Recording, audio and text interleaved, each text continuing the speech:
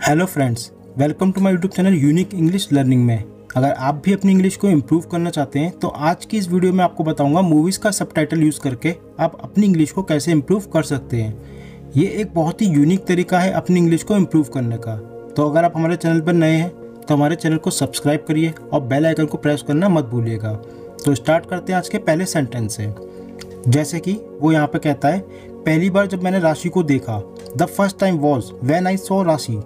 The first time was when I saw Rashi. जब पहली बार मैंने राशि को देखा।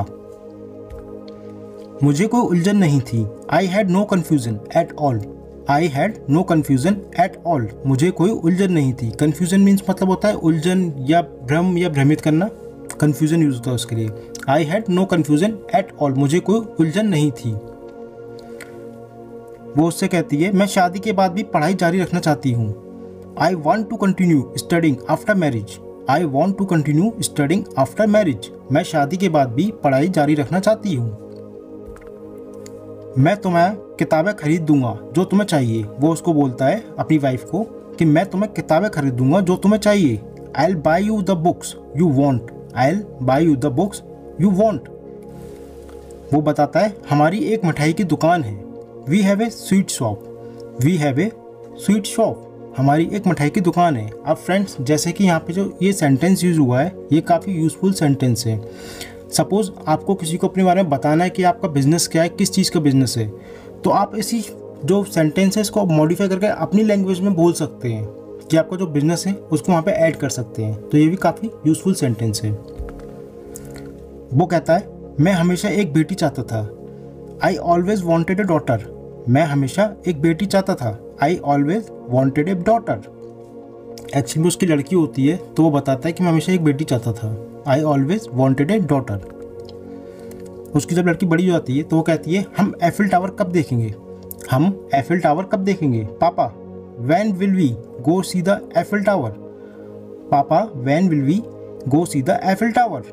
हम एफिल टावर कब देखेंगे। अब फ्रेंड्स, ये भी काफ़ी यूज़फुल सेंटेंस है। इसको भी आप यूज़ कर सकते हैं अपने लिए। अब सपोज़ यहाँ पे आपको कुछ और बोलना है तो अपनी लैंग्वेज में इसको कुछ भी मॉडिफाई कर सकते हैं। अब यहाँ पे एफिल टावर की बात हो रही है, आप इसकी जगह कोई और सेंटेंस यूज़ कर सकते हैं। तो काफ़ी अच्छा सेंटेंस है ये भी।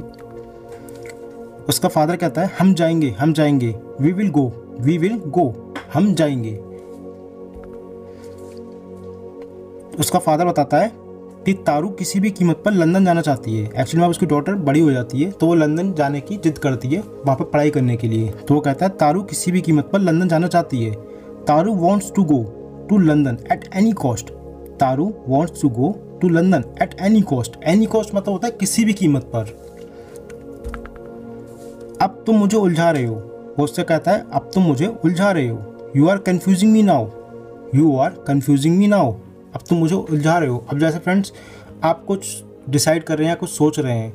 अब आपको 3-4 आपके जो फ्रेंड्स हैं या फैमिली मेम्बर्स हैं वो आपको कुछ अलग अलग सारे सजेशन देते हैं कि तू ऐसा कर ले, ऐसा कर ले। तो जब आप उस सिचुएशन में आते हैं कि आप कंफ्यूज हो जाते हैं तो आप उसको बोल सकते हैं, अब तुम मुझे उलझा रहे हो। You are confusing me now. You are confusing me now. अब तुम मुझे उलझा रहे हो। यहाँ पे वो अपनी बेटी को कुछ देने आता है तो उसकी बेटी पूछती है, यह क्या है। What's this. यह क्या है। What's this. आप भी ऐसे पूछ सकते हैं। अगर आपको कोई कुछ देता है कि यह क्या है तो आप बोलेंगे व्हाट्स दिस। तो वो कहता है, तुम्हारा परीक्षा paper, your examination paper.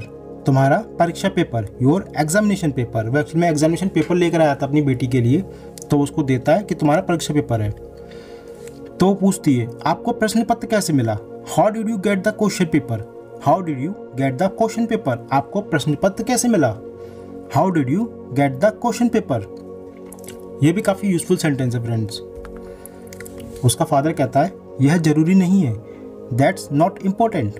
That's not important. वह जरूरी नहीं है। तुम बहुत मेहनत कर रही हो। वो अपनी बेटी से कहता है, तुम बहुत मेहनत कर रही हो। You have been working so hard. You have been working so hard.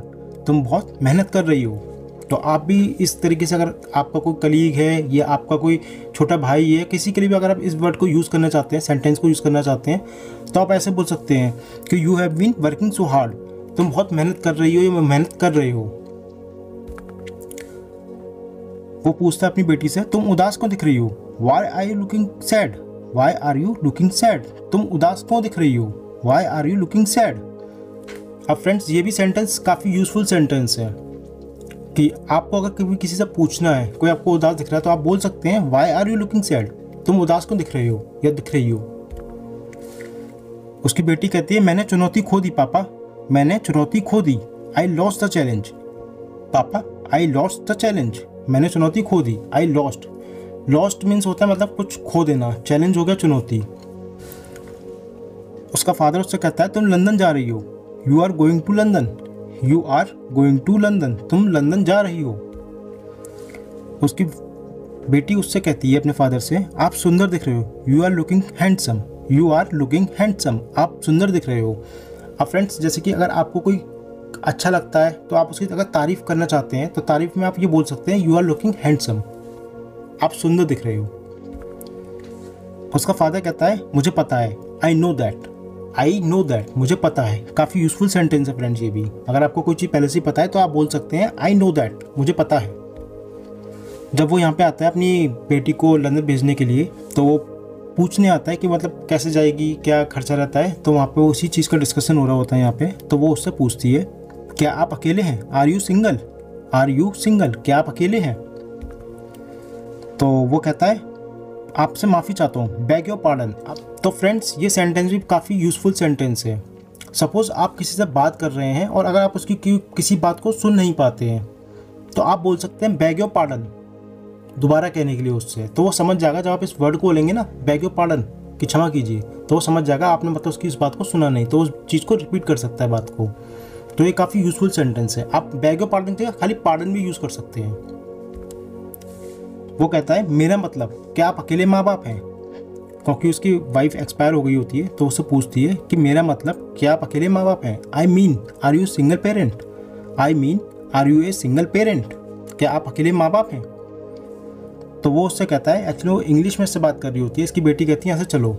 तो वो कहता है मैं कुछ अंग्रेजी समझ सकता हूँ, चिंता मत करो। अपनी बेटी को बोलता है मैं कुछ अंग्रेजी समझ सकता हूँ, चिंता मत करो। I can understand some English, I can understand some English, stop worrying. Worrying means मतलब होता है चिंता करना किस चीज़ के लिए, कि चिंता मत करो, चिंता, वरिंग। अंडरस्टैंड मतलब किसी चीज़ को समझना। तो जैसे कि आई कैन अंडरस्टैंड, मैं समझ सकता हूँ, सम इंग्लिश, कुछ इंग्लिश, अंग्रेजी को। तो स्टॉप वरिंग, चिंता मत करो। तो काफ़ी यूज़फुल सेंटेंस है ये भी फ्रेंड्स। और सबसे अच्छा फ़ायदा फ्रेंड्स इस तरीके से सेंटेंस जो होते हैं इनको मूवी के साथ में हम एक तरीके से देखते हैं, इसको रिवाइज़ करते हैं, इसकी स्पीकिंग की प्रैक्टिस करते हैं, तो हमारा थोड़ा सा इंटरेस्ट में लगा रहता है, क्योंकि ये कन्वर्सेशन चल रहा है एक पिक्चर के साथ चल रहा होता है। तो इस तरीके से क्या होता है हम अपनी इंग्लिश को जल्दी से जल्दी इम्प्रूव कर सकते हैं इस तरीके से। तो काफ़ी अच्छा तरीका है ये अपनी इंग्लिश को इम्प्रूव करने का। तो आप इसी तरीके से अपनी प्रैक्टिस को रोज़ करिए जिससे कि आपकी इंग्लिश काफ़ी इम्प्रूव हो।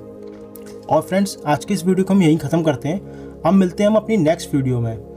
अगर आप हमारे चैनल पर नए हैं तो हमारे चैनल को सब्सक्राइब करिएगा और बेल आइकन को प्रेस करना मत भूलिएगा।